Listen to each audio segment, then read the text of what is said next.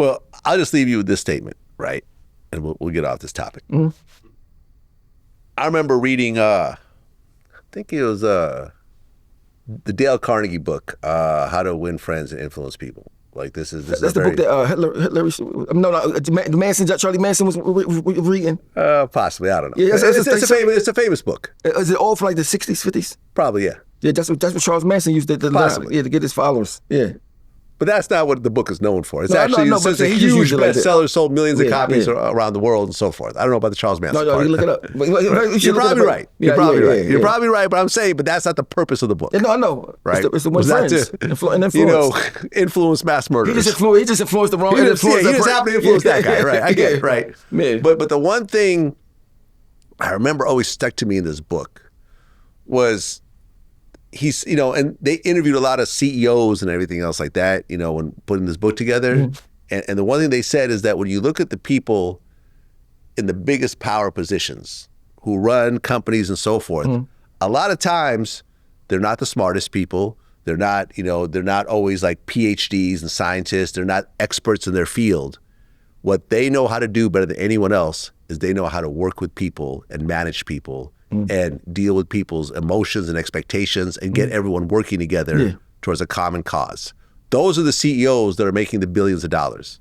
They have people under them that are smarter than them, that know the technology better, that work harder than them, that like are more devoted, whatever else, but they know how to deal with everyone and get all these personalities on the same page that's like a and leader. Move forward with the bigger picture. So all I'm saying is your bigger picture is your overall life and your overall happiness. For sure. All these people like Garcia and whoever else, these are all just footnotes. And your bigger picture is your future, your happiness, your kids, your family. Yeah, you put it. That's a good way to. That's all I want to say. That's a good way to put it. The way you just broke it down like that. Yeah. So, but I tell you, like sometimes when you raised in a certain type of way, right, you think backwards, and it's hard to break it. It's hard to be like go do something all the way different than all. It's almost like telling a lion, don't bite somebody. Like, I mean, don't bite them. I know you want to eat them because that's what you taught all your life, but you can't bite them right now. I mean, so it's like that. And even though you might know this wrong, it's like you don't even know how to make your mind think different to be different. You know what I mean? You don't even know how to say, well, I mean, it's just and it's a fault. But see, I always know my faults. You know what I mean? But it's like it's a thing where as though like I'm just being honest with you 100%. It's like a thing like where as though for men in the hood sometimes pride is all we have.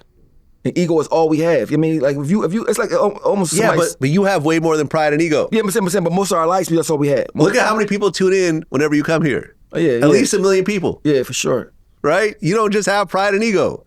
You're not like one of these dudes that are just, have an Instagram page with 10 followers. You know what I'm saying? You definitely put thoughts in my head. Like I said, I told you, it's like it's for just in general. Like the general guy in the hood, we think backwards. Stuff we think about, we only go by death. Yeah, but you are not that anymore. Yeah. You are way beyond that. Sometimes the devil be just pulling you back. Yeah. You know what I mean? But the thing is, I was fighting for light before this happened, right? Yeah. And it's almost like every time you like going like this, it's like something just happens. It seems like it was like a test. So maybe this is just a test, a real hard test. Real hard test. You know what I mean? Because because at the end of the day, I know, regardless, even if it was no matter what each side, whatever happened, it would be like devastating because it'd be a lot of people involved. I mean, and it's like it's a lot. That's why I said that's why I take fault at Meek because he started all this shit right. He's supposed to be like more of a. He's not a leader. You feel me? So like I'm saying, if I got a young boy that's with me, right? Every time I say something to somebody, he go jump out doing this, and that, and the third, right? Well, I mean, but that's obvious because I don't know Meek. Yeah. We've never had a conversation. Yeah. He knows who I am. He's mentioned me before here and there.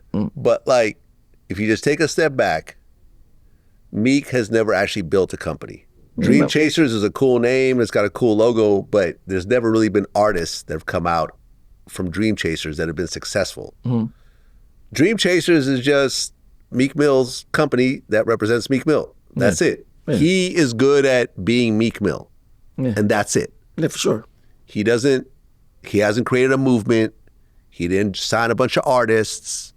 You know what I'm saying? Like, I mean, even Rick Ross, like, he's had, Meek Mill, for example, he signed Meek Mill. Yeah. That was probably his biggest success. But I'm saying, like, it takes a lot to sign an artist and build them up and everything else like that. I think Roddy Ricch was supposed to sign to Meek Mill at one point, but didn't. And, You know, he may have come close a couple times, but ultimately, I think Meek is 99% focused on Meek's career. He's not focused on building a company, building a movement, getting other artists, building businesses and so forth like that. I think he's focused on being a rapper that's still relevant in this world today, and not being on a major label anymore. That becomes harder. Yeah. So, yeah. I mean, I just think the way society is now is if any person got a couple of dollars, people don't tell them the truth. They just let them do anything and be like whatever. True. Instead of saying, "Oh, listen, I don't think you should like go down this path because it's not good for nobody involved." I mean, but the fact that I guess he want to be like he never got to be a gangster when he was broke. So it's like he's trying to be a gangster now when they got some money to do certain things, like whereas though he don't even know the repercussions of it. Well, that's because a lot of times these dudes surround themselves by people who are not at their financial level. Yes. You see what I'm saying? So it's like, for example, like with me, when I deal with people who have money, I have money. So if they're like, yo, if you keep saying that, I'm going to cut you off. Cut me off from what? You have nothing to do with my income stream. I walked in this conversation rich, I'm going to walk out of this conversation rich. If you never talk to me again, I don't care. So you have to surround yourself with people that are on an equal level. If everyone is just eating off of you, they're just going to keep agreeing with you. Yeah. Because they want to keep eating. And that's the situation. I mean, that's the situation right now. I mean, because at the end of the day, I just think that, I mean, because if it was me, and I got a young boy that I'm like, don't chill out, because it's not worth it. Yeah. There's no money. It's not about money. It's not about nothing. It's just about person just want to be. Want to act like they just run Philadelphia or whatever the thing they got going on. But I'm mad I got caught up in it. But once you in it, I mean, it is what it is. I mean, I like it.